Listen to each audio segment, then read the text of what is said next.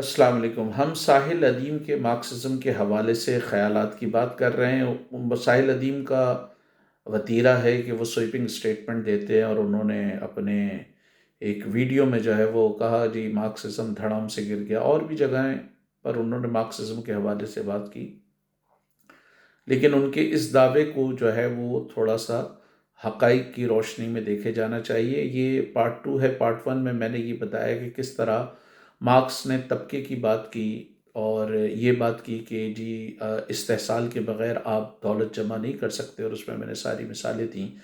اور تیسرا پوائنٹ میں نے بتایا کہ ریاست کا کیا طبقاتی بیک گراؤنڈ ہوتا ہے، ریاست کس طرح ایک پرٹیکولر طبقے کو سپورٹ کرتی ہے۔ اب اسی طرح مارکس نے جو قدر زائد کا یہ سرپلس ویلیو کا جو فلسفہ دیا ہے، اس کو بھی آپ دیکھ لیں، یہ اور اس کا موازنہ کر لیں ساحل ادیم صاحب کے دعوے سے یا ان کی بکواس سے کہ انہوں نے وہ ڈسمس اس کو جس طرح کیا۔ کیا آپ نے عموماً نوٹ کیا ہوگا کہ ایک سیٹھ جو ہے وہ 1 سے 2، 2 سے 4، 4 سے 6 فیکٹریاں بنا لیتا ہے۔ اس کا ایک گھر ہوتا ہے تو 2 گھر، اس کے پاس ایک گاڑی ہوتی ہے تو 2 4 لے لیتا ہے، اور گاڑیاں ہوتی ہیں تو مزید بڑی گاڑیاں لیتا ہے، ایون اسپیس شپ تک پہنچ جاتا ہے۔ جبکہ وہ مزدور جو دن رات کام کرتا ہے، اس کو اتنی ہی جرت ملتی ہے کہ وہ جسم جا کا رشتہ برقرار رکھ سکے، یا تھوڑی سی اس کو زیادہ مل جاتی ہے۔ تو مارکس نے بنیادی طور پہ کہا کہ مزدور جو ہے وہ سرپلس ویلیو کریٹ کرتا ہے، جس کی بنیاد پر سرمایہ دار امیر بنتا ہے۔ اب سرپلس ویلیو کیا ہے کہ مثال کے طور پر اگر ایک مزدور 8 گھنٹے کام کر رہا ہے، تو وہ اپنی اجرت کا کام، اگر اس کو 200 روپے کی اجرت ملتی ہے فرض کریں، یا 1000 روپے کی اجرت ملتی ہے، تو 1000 روپے کا کام تو وہ 1 گھنٹے میں کر لیتا ہے۔ مارکس کے دور میں وہ 4 گھنٹے میں ہوتا تھا ممکنہ طور پر، لیکن آج کے دور میں تو مشینوں کی مدد سے وہ 1 گھنٹے میں کام کر لیتا ہے، بلکہ 7 گھنٹے کا کام جو ہے وہ سرمایہ دار کے لیے کر رہا ہے۔ تو اگر ایک فیکٹری میں 5,000 مزدور کام کر رہے ہیں، تو آپ لگا لیں کہ اگر روزانہ 5,000 مزدور 7 7 گھنٹے زیادہ کام کر رہے ہیں، اور یہ تو پاکستان اور غریب ممالک میں تو 7 گھنٹے بھی نہیں، وہ 8 10 10 12 12 گھنٹے کام کرتا ہے۔ ایون جو بینک میں امپلائی ہوتے ہیں سوٹڈ بوٹڈ، ان کی بھی جاب کا جو ایوریج ٹائم ہوتا ہے وہ 10 11 گھنٹے ہو جاتا ہے، یا کم از کم 10 گھنٹے ہو جاتا ہے اگر آپ وہ لگا لیں، اور بعض ٹائم ان کو تو اس طرح کوئی اوور ٹائم وغیرہ بھی نہیں ملتا۔ تو اس قدر زائد سے جو ہے وہ سرمایہ دار اجرتیں بھی نکالتا ہے، بینک کا قرضہ بھی اتارتا ہے، اور پروفٹ بنا کر جو ہے وہ فردر انویسٹمنٹ کرتا ہے، اپنے بزنس کو پھیلاتا بھی ہے۔ تو یہ قدر زائد کا ہر جگہ آپ کو فلسفہ نظر آ جائے گا، اور اس کی سچائی آپ کو نظر آ جائے گی۔ نیچرلی اگر سرمایہ دار اگر اس نے 10,000 کا کام کیا ہے، اور 10,000 کی جگہ وہ 1,000 دے گا، تو 9,000 کا پروفٹ ہے۔ لیکن اگر وہ پورا 10,000 کا کام اس کو جو اس نے دیا ہے وہ پیسہ دے دے، تو سرمایہ دار کے پاس کیا رہے گا؟ سرپلس ویلیو نہیں رہے گی۔ تو وہ آپ ایک دیکھ سکتے ہیں کہ کس طرح اس نے، اسی طرح مارکس نے انسانی جو دولت پیدا کرنے کے لیے، ساحل ادیم نے یہ ویلتھ جنریشن کے حوالے سے بھی ایک جگہ بات کی، جو بالکل تاریخی طور پہ ایک بکواس بات ہے، اس کی کوئی وہ اہمیت نہیں ہے۔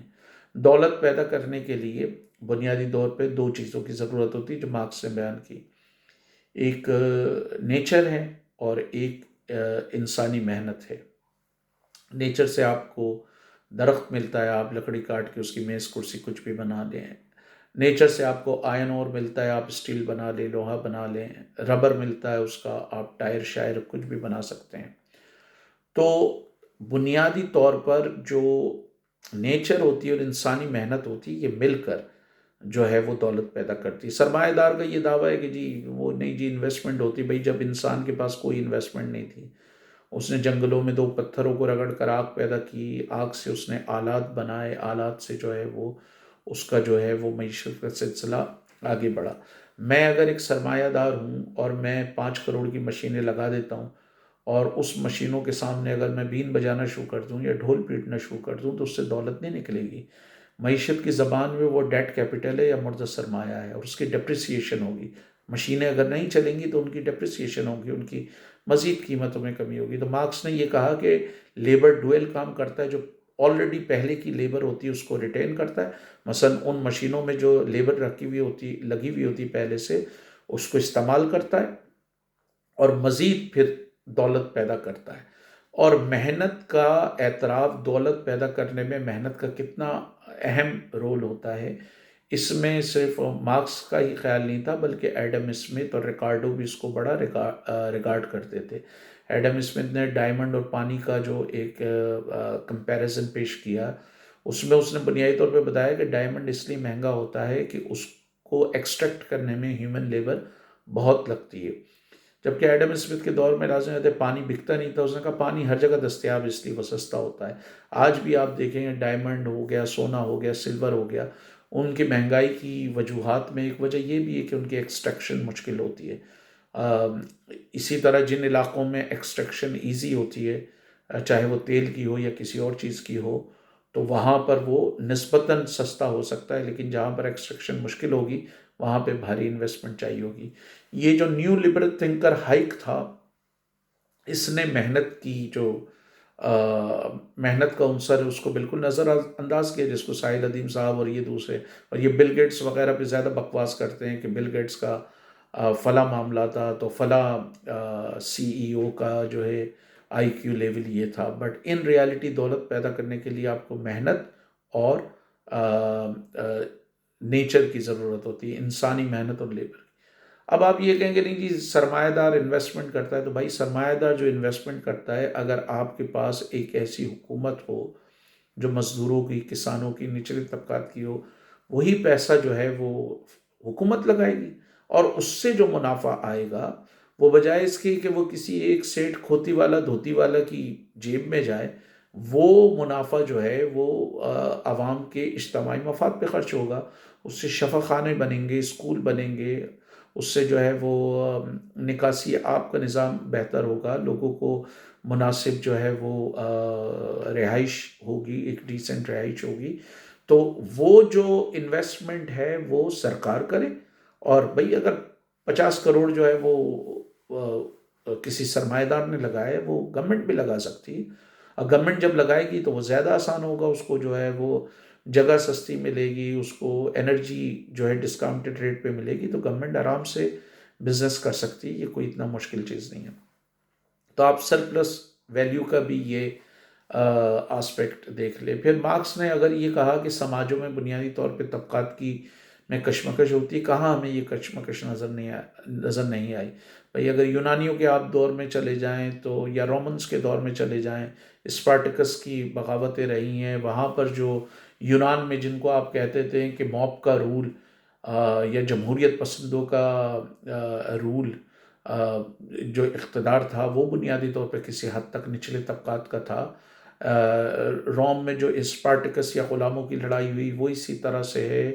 عباسیوں کے دور میں جو زنجی بغاوت ہوئی غلاموں کی، وہ بھی اسی حوالے سے کہ غلام اور آقا لڑ رہے ہیں۔ پھر آپ یورپ کی تاریخ میں دیکھ لیں کہ ایک طویل عرصے تک جو ہے وہ کسان اور جاگیردار لڑتے رہے، اور پھر بعد میں فرینچ ریولوشن کے بعد جو ہے وہ مزدوروں کی کئی بغاوتیں ہوئیں جو سرمایہ داروں کے خلاف ہوئیں۔ تو وہ طبقاتی کشمکش بھی آپ کو ریلیونٹ نظر آتی ہے اگر آپ انسانی تاریخ دیکھیں اور مارکس کا وہ دیکھیں۔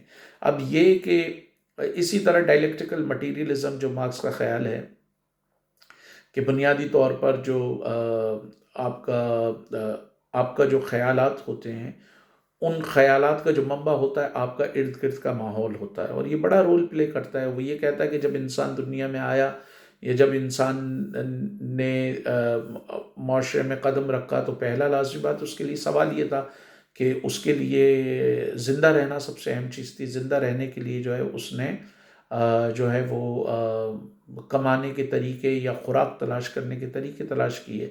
تو خوراک کا تلاش کرنے کے جو طریقے ہوتے ہیں اسی کی بنیاد پر پھر ساری چیزیں چلتی ہیں۔ مثلاً جو معاشی نظام ہوتا ہے وہ بیس ہوتا ہے پولیٹیکل سسٹم، اور دوسرا جو ہوتا ہے وہ اس کے سٹرکچر ہوتا ہے۔ معیشت سے ہی پھر ساری چیزیں جو ہے وہ ہوتی ہیں، اور جو آپ کا ارد گرد کا ماحول ہوتا ہے۔ لازمی بات ہے کہ آپ کسی زرعی معاشرے میں ہی گائے کی اہمیت کو سمجھا جائے گا، کسی صحرائی معاشرے میں ہی جو ہے وہ اونٹ کی اہمیت کو سمجھا جائے گا، وہاں پہ لازمی بات ہے وہ زیادہ افیکٹو ہے۔ تو یہ خیال بنیادی طور پر کیوں آ رہا ہے؟ بنیادی طور پر اسی وجہ سے آ رہا ہے جو ارد گرد کا ماحول ہے وہ لوگوں کو بھی انفلوئنس کرتا ہے، وہ آپ کے نظریات کو بھی انفلوئنس کرتا ہے۔ تو میں نے یہ مختصراً مارکس کے کچھ چیدہ چیدہ خیالات بتائے ہیں اس پارٹ 2 میں.